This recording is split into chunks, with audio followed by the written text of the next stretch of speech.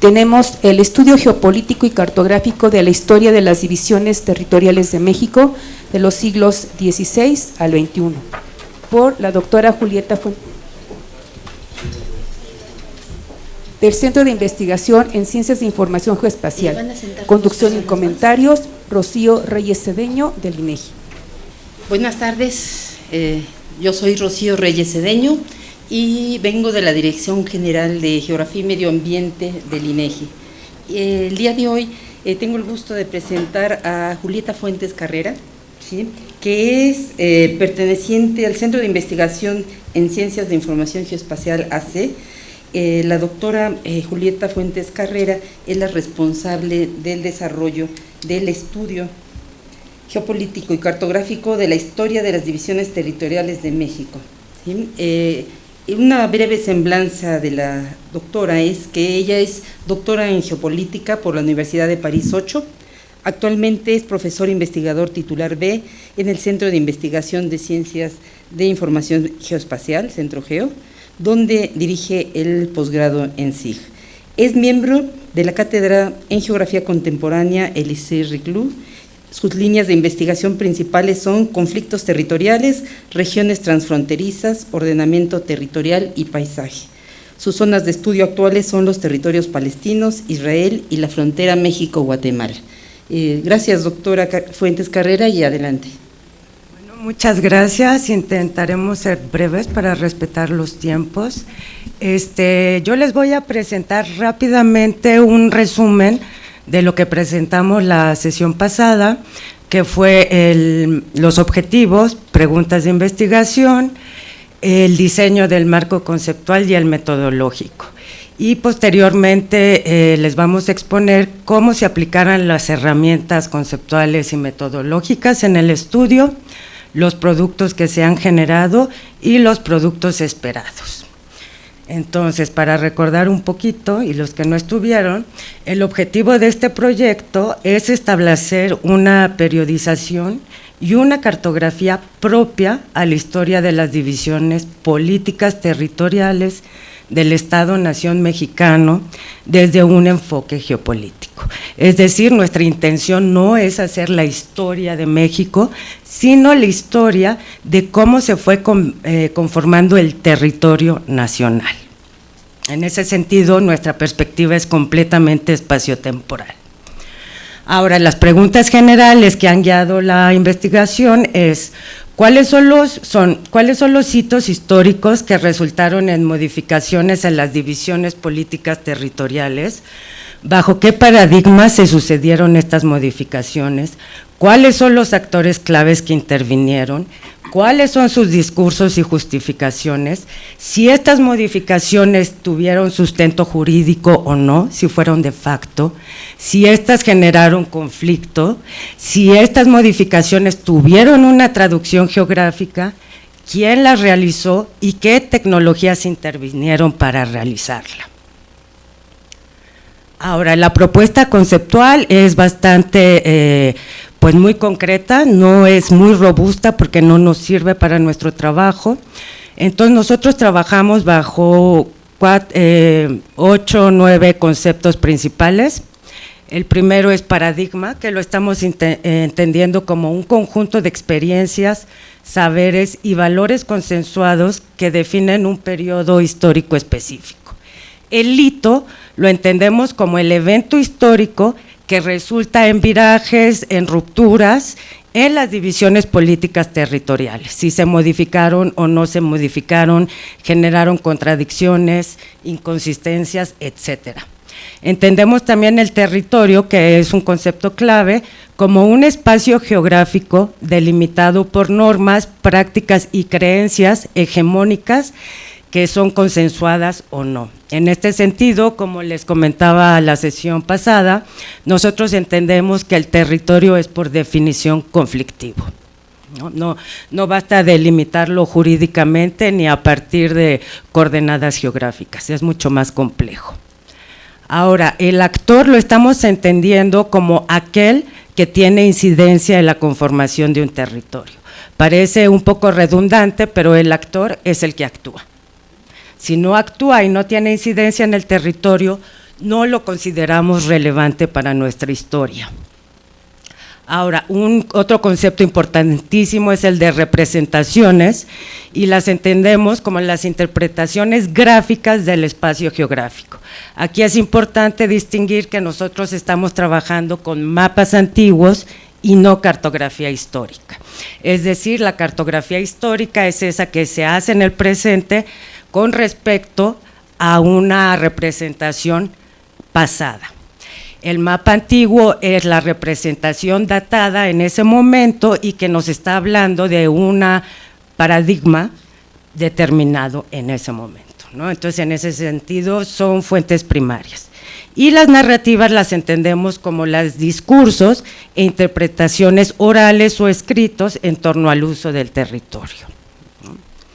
Ahora, en la primera actividad que hicimos, que fue la clasificación por siglos, generamos ya varios productos. Tenemos 4 bases de datos, una acerca de la producción científica que se ha hecho en torno a este tema, otra base de datos bibliográfica, que el plus es que estamos haciendo diferencia entre si son obras con criterio descriptivo del territorio o interpretativo de esas líneas políticas territoriales. Tenemos otra base de datos documental, sobre todo documentos jurídicos, y una base de datos cartográfica. Con esta base de datos hemos hecho un acervo que por el momento llevamos 500 mapas antiguos digitalizados y georreferenciados de los siglos que estamos estudiando, es decir, del 16 hasta el 20, todavía el 21 no lo hemos explorado mucho. Y también de esta primera parte ya se realizó el estado del arte en relación a estas bases de datos, ¿no? El estado de arte bibliográfico, el documental y el cartográfico.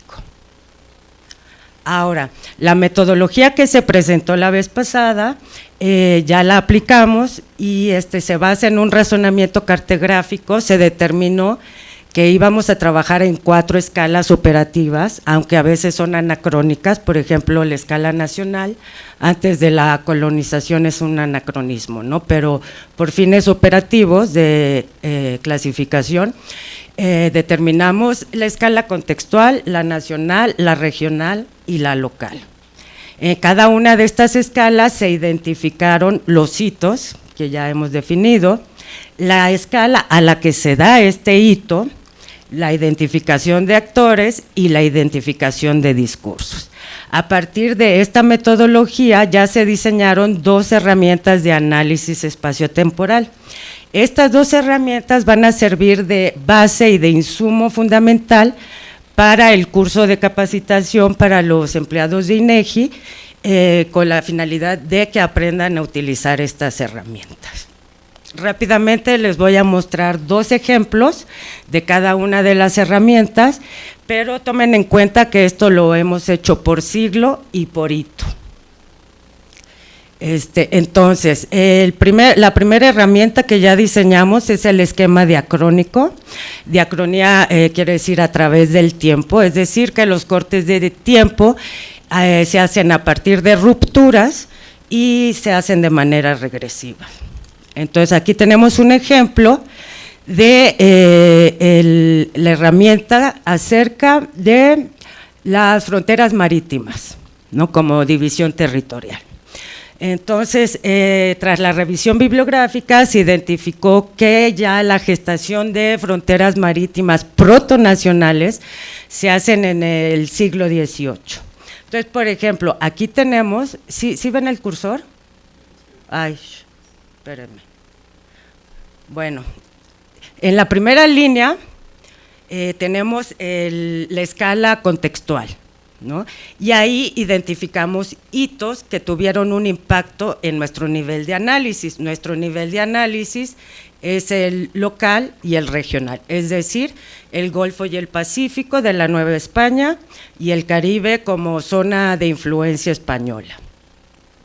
De abajo para arriba, en la tercera línea, tenemos la escala de análisis de España como potencia colonial y, como les comentaba, arriba es el contexto. El diagrama se lee de arriba para abajo y cada escala tiene su color. Entonces así vemos cómo se van decantando los eventos y los hitos. Es decir, por ejemplo, tras la Guerra de Sucesión se firma el Tratado de Utrecht. Ahí el Imperio Borbónico tiene que ceder un navío de permiso a Inglaterra en el Caribe.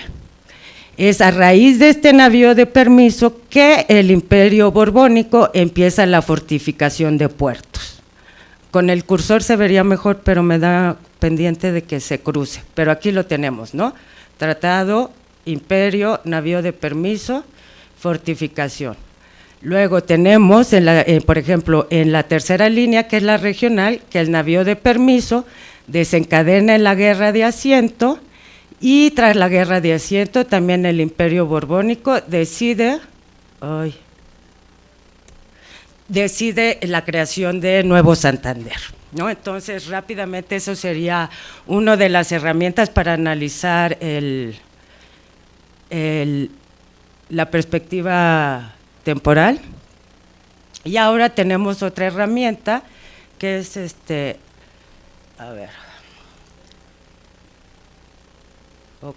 que es el esquema diatópico. Así como el esquema diacrónico quiere decir a través del tiempo, si se dan cuenta, nuestras líneas de tiempo no son cronológicas ni por décadas ni por siglos, ¿no? Sino por hitos.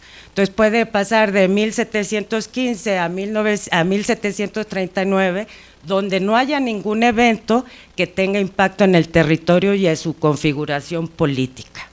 Pero puede haber eventos que se sucedan uno tras otro, ¿no? Entonces, por ejemplo, aquí tenemos el otro esquema que más que temporal es espacial, y tenemos la traducción gráfica de estos hitos temporales. Entonces, por ejemplo, aquí tenemos el contexto, aquí tenemos el contexto, la escala del contexto, el Tratado de Utrecht.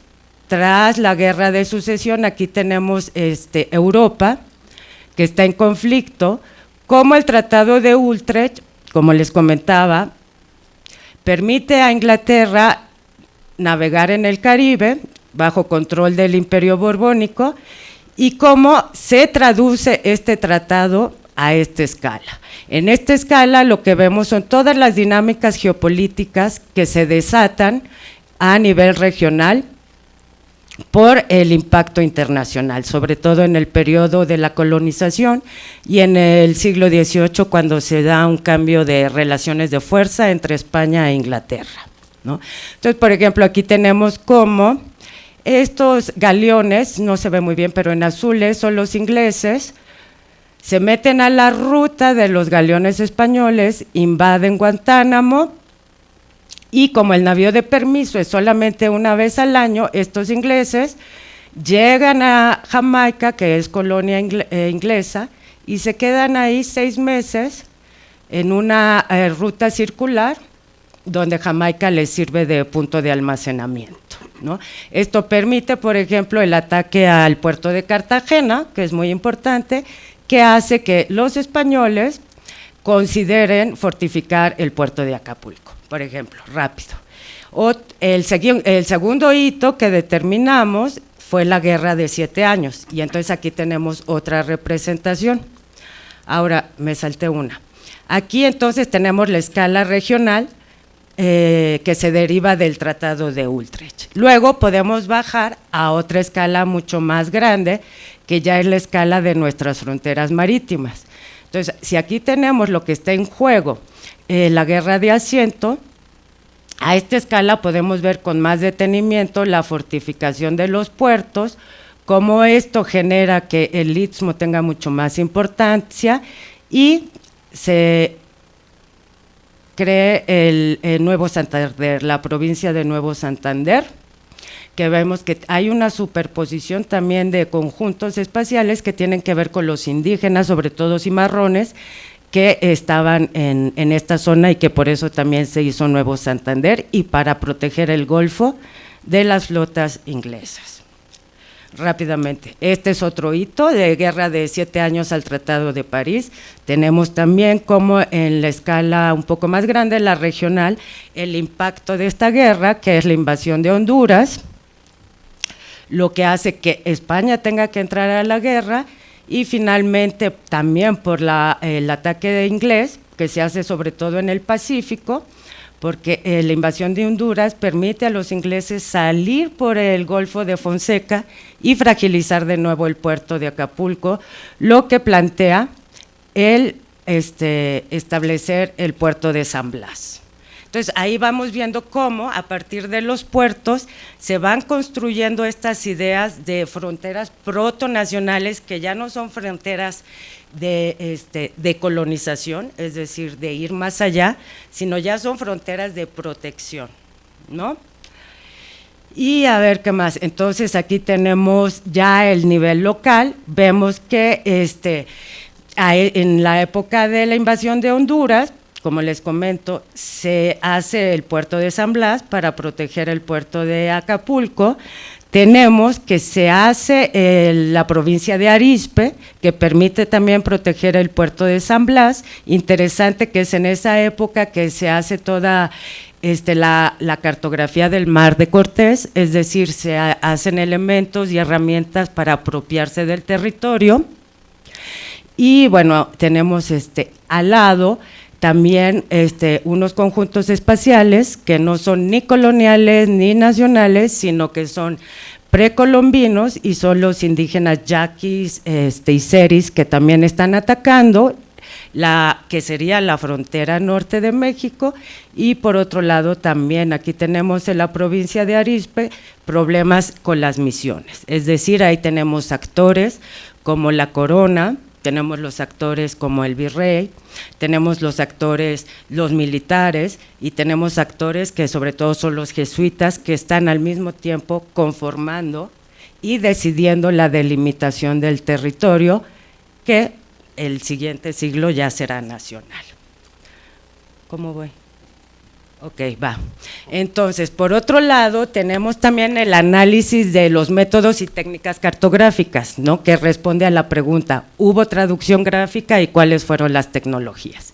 Este análisis nos va a servir para hacer infografías y se ha determinado, al igual que el análisis geopolítico, marcar los cambios tecnológicos por siglos. Esos serían nuestros hitos. Estamos entendiendo el mapa antiguo como objeto, es decir, métodos que se utilizaron para representar en su época, ya sea astronómicos, cosmográficos, náuticos, y como técnicas que sirvieron para representar visualmente estas experiencias o textos.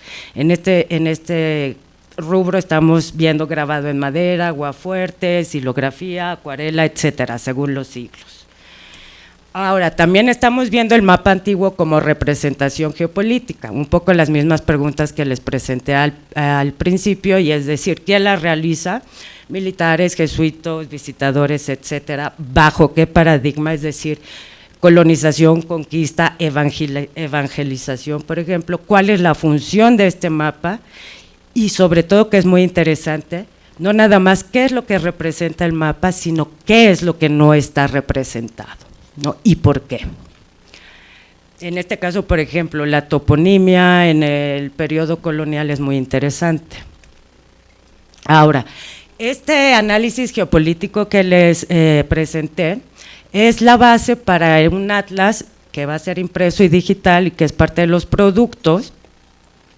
Y este atlas combina el análisis geopolítico que presenté, el acervo que ya tenemos y las análisis de las técnicas cartográficas. Entonces, rápidamente, de manera muy burda, la idea sería que se viera así, ¿no? Cómo va cambiando el territorio, ¿no?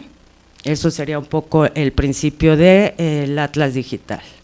Ahora le voy a pasar la palabra a Omar, que es nuestro responsable de los procesos de georreferenciación, para que nos platique un poquito cómo lo ha hecho, y después Erika, bueno, los apellidos, bueno, Erika, que es parte de mi equipo, Omar es especialista en geomática, Erika es maestra en geomática y ellos nos van a platicar de el proceso de georreferenciación y visualización.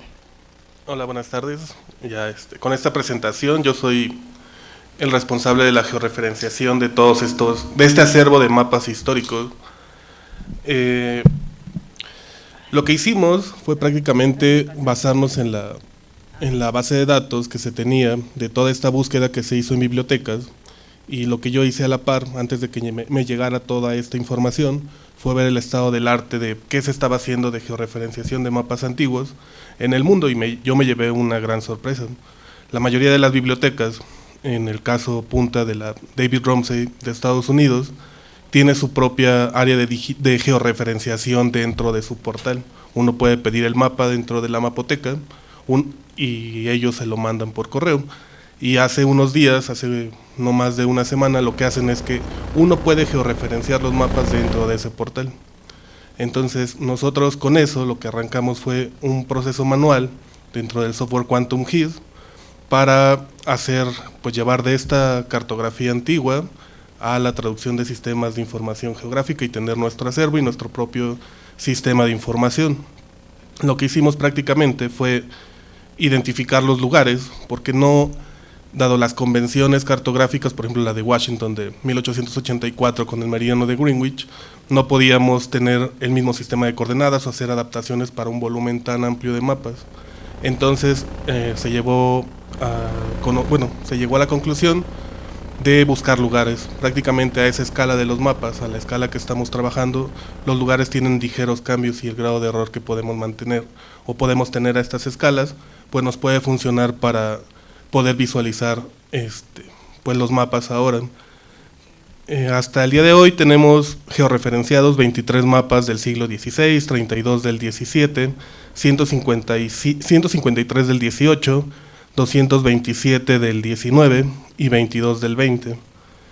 El detalle de toda esta parte cartográfica viene en un manual, es un manual impreso, va a estar en digital en el portal, del cual se va a hablar después, y a la par es el producto didáctico de un taller de georreferenciación de mapas antiguos, el cual está en las pantallas. Es un material que consta de una parte teórica de cartografía básica, de todos los parámetros de cartografía que se pueden utilizar para los trabajos de mapas antiguos en México. Después de eso viene una explicación del software, de todos los parámetros que se tienen que utilizar para nosotros poder continuar con estos procesos. Y después vienen explicados de manera teórica y práctica cada uno de los pasos que se tienen que seguir para llegar a una georreferenciación, y después viene una serie de ejercicios. Este taller está pensado para ser presencial, para ser no máximo de 20 personas por sesión, con una duración de no más de 8 horas, porque sí es un taller donde se tiene que estar trabajando continuamente. Esto, les digo, va a estar en el portal para que cualquier persona no cualquier persona, del personal del INEGI pueda revisarlo, pueda inclusive extraerlo y de manera autodidacta poder trabajarlo. Al mismo tiempo, este manual, este taller está pensado para hacer una capacitación de capacitadores. Cualquier persona con cierta capacidad de conocimiento o cierto conocimiento en cartografía podría replicar este conocimiento. El software no tiene, son algunas rutinas pequeñas, no tiene mayor problema para poder llegar a eso. Y pues hablando de los productos, mi compañera Erika pues va a hablar de la siguiente parte de este portal con la plataforma que estamos trabajando. Buenas tardes, yo les voy a platicar someramente acerca de cómo estamos trabajando los mapas georreferenciados. Lo estamos haciendo a través de la plataforma IDGeo que ha diseñado CentroGeo. Esta plataforma permite compartir información geoespacial entre diferentes usuarios. En el video que están viendo van a ver algunas de las características que les voy comentando. En la página de inicio lo que tenemos son las formas en las que se maneja la información en la plataforma, que son mapas, mapas, capas, proyectos y documentos. Los mapas georreferenciados se están agrupando bajo las palabras clave mapas antiguos para poder consultarlos. Cuando los subimos a la plataforma se renombran estos mapas y se les pone el año de edición, la mapoteca o biblioteca de la cual proceden y el título. Estos mapas, sus metadatos se han generado a partir de las bases de datos que hemos venido trabajando desde el inicio del proyecto. Cabe resaltar que en este momento la función de la plataforma es meramente de visualizador para que los investigadores del proyecto puedan consultar y comparar los mapas de los siglos, de los diferentes siglos, y así ir distinguiendo los discursos que se han construido alrededor de ellos. Por eso en el video ven que se necesita un inicio de sesión. Posteriormente, la intención es que haya información y mapas disponibles para el público en general en la forma de un atlas digital, y que también haya información que únicamente sea accesible a INEGI, a personal del INEGI, para que puedan consultar, comparar y descargar información. Esto permitirá que INEGI tenga información, ¿sí? Tenga un acervo documental y cartográfico en una plataforma que le permita consultas dinámicas por año, por entidad y en algunos casos por municipio y ciudad. Lo que hace diferente a esta plataforma de una consulta en una mapoteca es que en la mapoteca, si bien podemos hacer las búsquedas con los mismos ítems, los resultados no se visualizan, porque en una mapoteca manejan los mapas como documentos, entonces el resultado es una ficha documental. En este caso, la plataforma le da el contexto espacial al mapa y el resultado lo podemos ver georreferenciado, en este caso, con los metadatos que ya tenemos generados, y al mismo tiempo podemos sobreponer diferentes mapas como capas, lo que permite que se puedan ver al mismo tiempo y hacer comparaciones y análisis sobre las coincidencias y diferencias que hay entre los mapas. Y bueno, entonces ya para acabar la presentación, después si hay preguntas, por supuesto que aquí estamos. Hay, además de los productos presentados, los esperados que también ya están en proceso, es un libro, sobre todo de la historia geopolítica histórica, ¿no?, de las divisiones políticas territoriales. Tenemos también estudios de caso a nivel municipal. Si se dieron cuenta, nosotros no estamos trabajando la escala municipal en el gran análisis geopolítico porque sería una locura, ¿no? Es imposible, necesitaríamos 3 años más y el triple del dinero. Pero bueno, lo que sí estamos haciendo son estudios de caso a nivel municipal de siglo XX y siglo XXI. Estos están bajo la forma de tesis de licenciatura. Un estudio de caso es sobre Amecameca y el otro es en Durango. Tenemos también en proceso la elaboración de un catálogo de diferendos municipales, exclusivamente del siglo XX, y pretendemos pues abarcar lo más posible, ¿no? Sobre todo nos vamos a enfocar a lo que es conflicto, ¿no? Porque puede haber diferendos que no causen conflicto, ¿no? Y finalmente, bueno, este es el equipo de trabajo y bueno, cualquier pregunta, aquí estamos para contestar.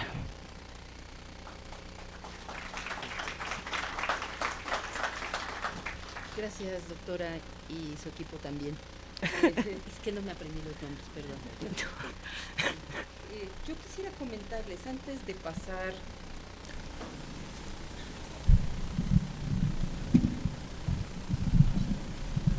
Gracias. Antes de pasar a la sesión de preguntas y respuestas, quisiera comentarles por qué es de utilidad este proyecto para el INEGI, y considero que no solamente para el INEGI, sino, aunque se oiga exagerado, es a México, ¿sí? Este estudio no solamente nos va a servir porque nos ayude a comprender la situación actual de los límites en el país, tanto municipales, estatales como internacionales, sino que también nos está dando herramientas prácticas.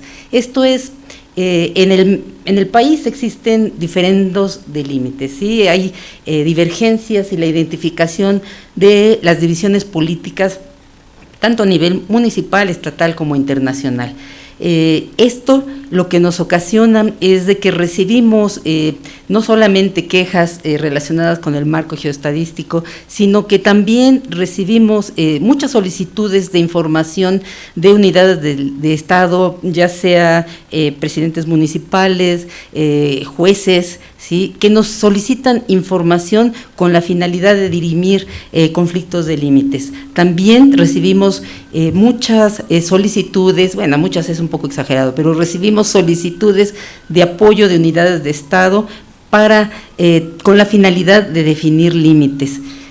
Muchos de estos municipios o estados que quieren hacer su definición de límites no saben por dónde empezar, solicitan información desde histórica, ¿sí? Muchas veces tratamos de transcribir los límites que vienen en los documentos que los describen y son mapas antiguos, tenemos que georreferenciarlos, tenemos que ubicar puntos que vienen en el documento y que ya no existen. Entonces estos mapas antiguos nos son de mucha utilidad y el poderlos georreferenciar va a ser algo práctico no solamente para el INEGI, sino para estas unidades de Estado también. Por eso es que considero que este estudio va a contribuir no solamente a que el INEGI cuente con los límites que el Registro Nacional de Información Geográfica debe de contener, que el marco geoestadístico considera en la medida de lo posible, sino que también va a contribuir a que se definan los límites o se rectifiquen, si es el caso, ¿sí? Bueno, ¿existe alguna duda? ¿Alguien quiere comentar algo? Por favor, les pediría si se presentan y nos comentan su duda. Sí, adelante.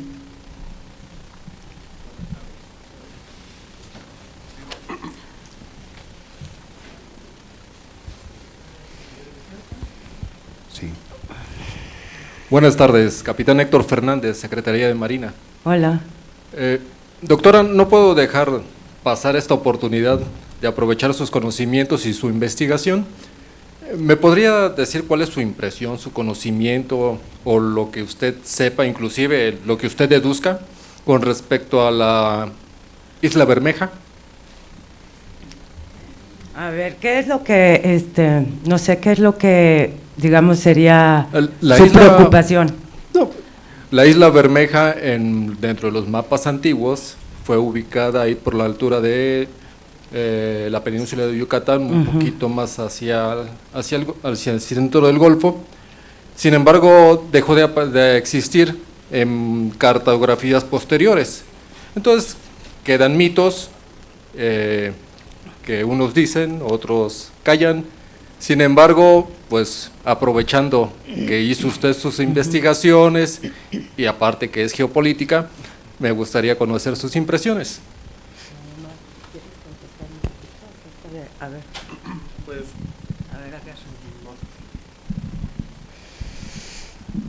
pues hasta ahorita de lo que llevamos del proyecto, buenas tardes, la consideración a nivel local es muchísima, es muy vasta. Lo que se sabe o lo que no se sabe de la Isla Bermeja solo son los testimonios y lo de voz en voz, ¿no?, hasta cierto periodo de tiempo. Entonces, al fin y al cabo, ahora si aparecen los mapas o no, si aparece en este atlas o no, pues solamente será como eso, como parte de una historia, a pesar de que tal vez no sean los objetivos como tales, estas partes insulares como límites fronterizos, inclusive desde el mismo término de construir frontera, ¿no?, hasta cuándo, como conocemos la frontera hoy en día. Entonces, esa isla como parte del territorio, pues aparecerá o no dependiendo de este material que se tenga.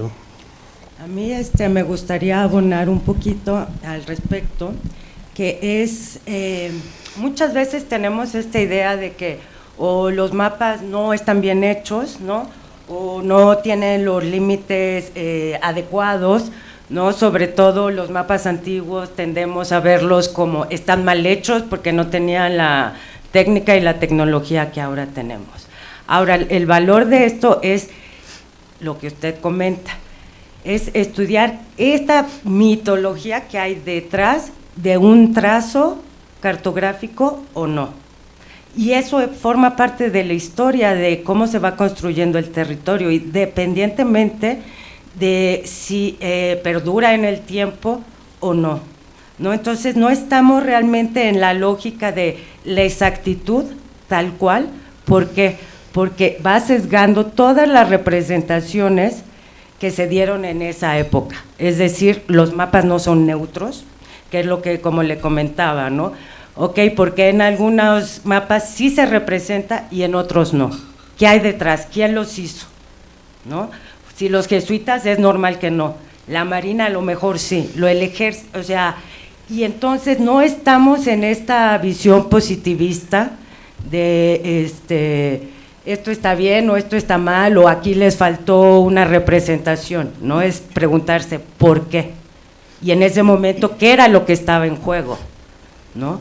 Como la isla de Clipperton también, ¿no? O sea, su importancia es así, ¿no? Para arriba y para abajo según lo que está en juego, ¿no? Y quién es el que lo está reclamando, ¿no? México, Francia, y entonces eso es lo que nos interesa, la historia y la epistemología de las representaciones cartográficas y narrativas de nuestro territorio, ¿no? Como Estado-nación, cómo se construyó, ¿no? Entonces creo que eso es importante aclararlo, porque luego, como dijo la geógrafa, pues sí, o sea, este proyecto nos ayuda a entender el proceso de cómo se originaron, por ejemplo, inconsistencias. ¿Qué sucedió? ¿Por qué? Porque en algunos casos no hay inconsistencias. ¿Ahí qué pasó? ¿No? También. Entonces, a veces no es suficiente decir, es que aquí está la verdadera división, ¿no? Es que aquí está georreferenciado o aquí está la intersección. Muchas veces el intentar rectificar alguna división política territorial causa mucho más conflicto que dejar la vaguedad, ¿no? En presente, ¿no? De impuestos, procesos de apropiación y arraigo que ya tienen las personas independientemente de si ellos saben si viven de este lado o este lado de la división. Entonces, lo que nos interesan son las estrategias más que esta idea de es correcta o no es correcta, sino por qué. ¿Por qué se dibujó así? ¿Quién lo hizo? ¿En qué época? ¿Qué es lo que estaba en juego? No, un poco comentaba la geógrafa en lo que otra zona de estudio que tengo, que es Medio Oriente, eso es muy claro, ¿no? Los mapas, si los mapas en ninguna parte son neutros, bueno, en Medio Oriente mucho menos, ¿no? Entonces tenemos mapas que ponen la división entre Cisjordania e Israel y hay mapas que no los ponen actualmente. Y no es que uno estén mal y otros están bien. Lo que sucede es que atrás del mapa hay toda una carga ideológica que lleva a esta representación. Entonces, más nos interesa eso que un punto, una coordenada geográfica, ¿no? Que existe o no existe. ¿Me permite comentar algo, doctora? Sobre esto de la Isla Bermeja, déjeme comentarle que el INEGI ha participado en grupos intersecretariales, interinstitucionales, ¿sí? Entre ellos está la Secretaría de Marina, la Secretaría de Relaciones Exteriores y muchas otras, Instituto Geológico, etcétera. Esto, cuando se definió polígono oriental, polígono occidental en el Golfo de México, la plataforma continental extendida en el polígono occidental, y además también cuando se definió el polígono oriental, también plataforma continental extendida en el polígono oriental, lo que ustedes normalmente han oído como el hoyo de la dona, ¿sí? Estos trabajos se hicieron en forma interinstitucional. Para esto, para definirlos, para llegar a la propuesta de límites, se tuvo que se tuvieron que definir las líneas de base, se tuvieron que definir una serie de conceptos que internacionalmente se tienen que cumplir. Pues para eso a México le convenía encontrar cuál era el punto más lejano de su territorio para partir de allí poder medir. Por eso es que este grupo interinstitucional en el que participó la Secretaría de Marina fue a investigar lo de la Isla Bermeja, ¿sí? Y no encontraron nada. y muchos decían, es que a lo mejor la hicieron explotar. Bueno, pues ni al interior encontraron ningún rastro, ¿sí? Entonces, pues en el grupo se vio que no había ningún elemento para considerar que existiera esta isla, ¿sí? Perdón, un momento. Otro punto en lo que nos puede ser muy útil toda esta cartografía que está trabajando el proyecto de divisiones territoriales es un proyecto más que estuvo en el sexenio pasado y que desconozco si se va a continuar, que es el replantear la zona económica exclusiva de México a partir de las islas Los Alijos, ¿sí? Uno de los puntos que teníamos que considerar en este grupo es toda esta cartografía antigua donde aparecieran estos elementos, ¿sí? Entonces, decir, no es de que nos los estemos sacando de la manga, no existía y ahorita lo estamos, sino revisar toda esta cartografía antigua para demostrar, allí está, ¿sí? Entonces, para eso también nos puede ser útil. Gracias. Creo que puedo ahondar un poco más. Hay elementos que aparecen y desaparecen en mapas antiguos, sobre todo, por ejemplo, España y Portugal hacen un tratado para navegar y colonizar, y a partir de cierto paralelo o de ciertas coordenadas hacia abajo pertenece a Portugal, y a partir de ciertas coordenadas de hacia arriba es de España, ¿no? Entonces, cuando llegan a las islas, a las Antillas, lo que hacen es que la dibujan un poquito más para arriba para que pertenezca a España.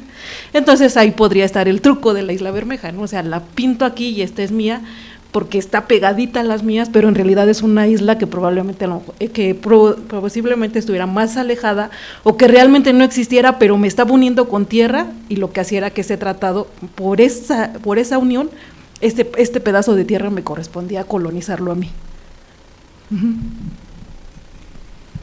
¿Alguna otra duda? Sí, aquí, por favor.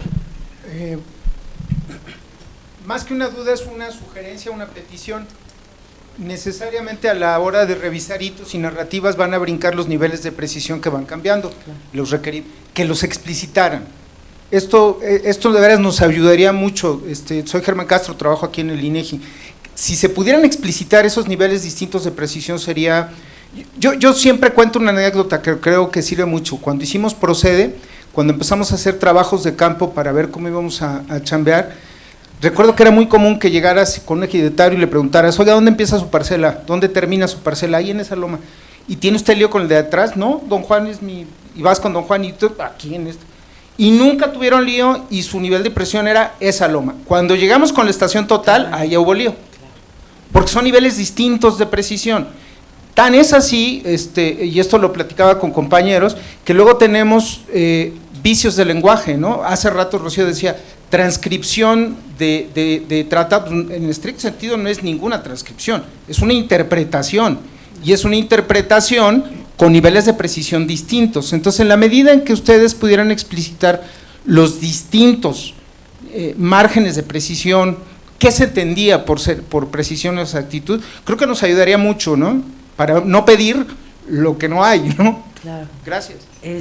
Supongo que tú tienes ahí algo que decir, pero o no.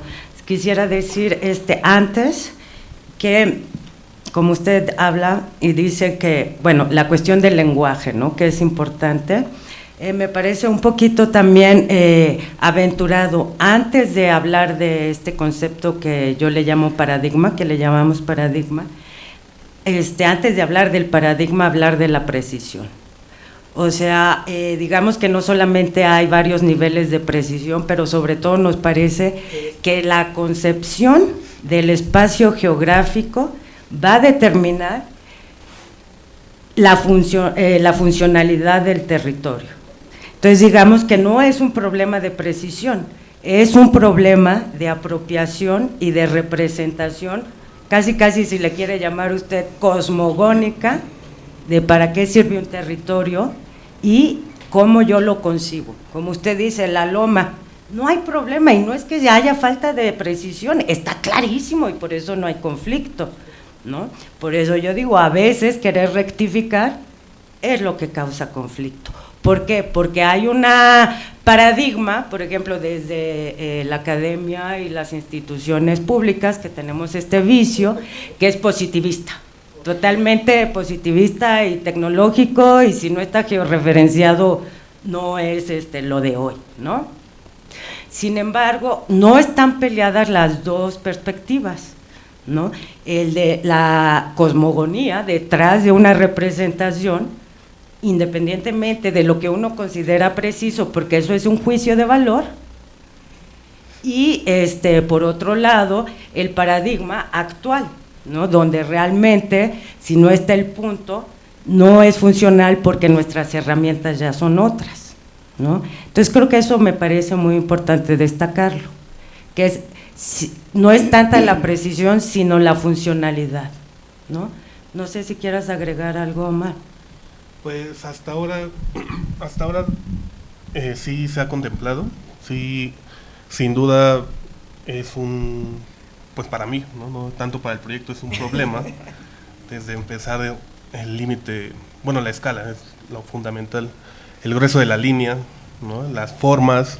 O sea, nosotros hace poco me pedían un mapa, oye, ¿me puedes ayudar con un mapa del siglo XVIII? O sea, la información que tenemos es como el boom en la cartografía en México, tenemos un montón de mapas de límites y con el tiempo, o sea, por los objetivos del mapa, o sea, en específicos de esos mapas, los límites son muy cambiantes. Entonces las morfologías, encontrar, georreferenciar con morfologías, describir esas morfologías, también es un trabajo enorme. Y ya cuando nos vamos más a lo local con estas campañas, junto con Estados Unidos para delimitar los ríos, para poner los monumentos, también hay historias de incongruencia del mismo, bueno, del lado mexicano, ¿no? Por lo mismo, está la anécdota de que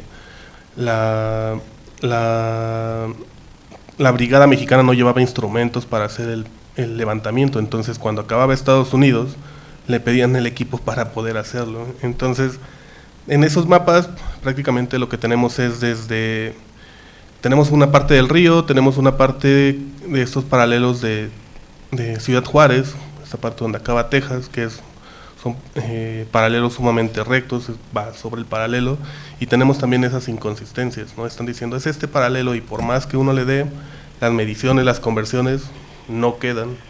Entonces es justo lo que decía la doctora, el trasfondo de esto, pues también es eso, ¿no?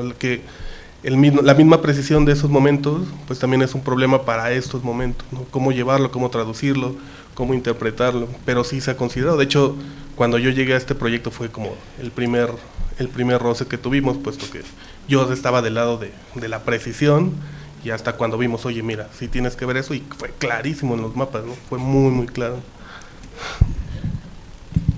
Y por último, para esta pregunta, para el proyecto de límites, la transcripción la consideramos como parte de un proceso, ¿sí? La interpretación no es la parte final, pero bueno, si quieren, ese pollito nos los echamos después.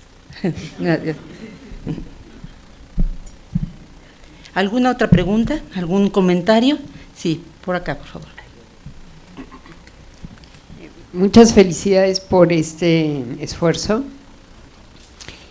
El desarrollo de las técnicas, todo es muy valioso. Una pregunta, si están trabajando con historiadores, historiadoras, como parte de ir avanzando en este proceso. Pues mira, sí somos un grupo bastante grande, ¿no? Y totalmente interdisciplinario y colectivo. Nuestro trabajo es colectivo. Digo, mi rol es un poquito estructurar, arrear, pero en realidad sí es una construcción colectiva y sobre todo interdisciplinaria. Ahora, ese es el problema. Hay un problema con la interdisciplinaridad en el mundo, que es que la primera condición para ser interdisciplina es que los investigadores tengan flexibilidad conceptual.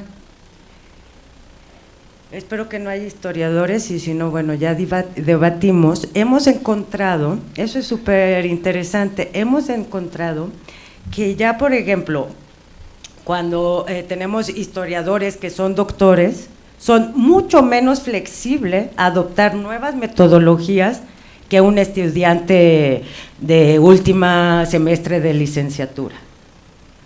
Y por ejemplo, también con arqueólogos que hemos trabajado, también, o sea, ya un momento en el proceso de investigación, ya postdoc, es ni uno, es ni dos, o como sea, realmente es muy difícil encontrar a alguien que se pueda salir de su disciplina y de sus métodos y sus conceptos y podamos crear algo conjunto.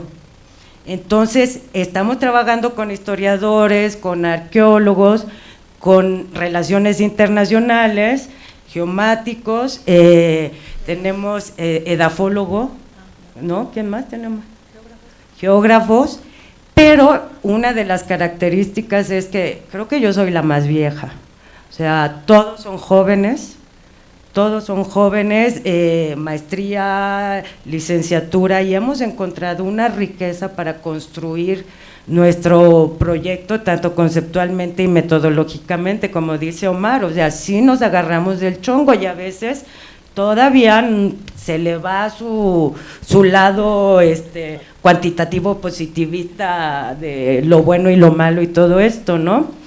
Pero entonces sí, lo que yo he encontrado es que colaborar con jóvenes es mucho más fácil para hacer interdisciplina.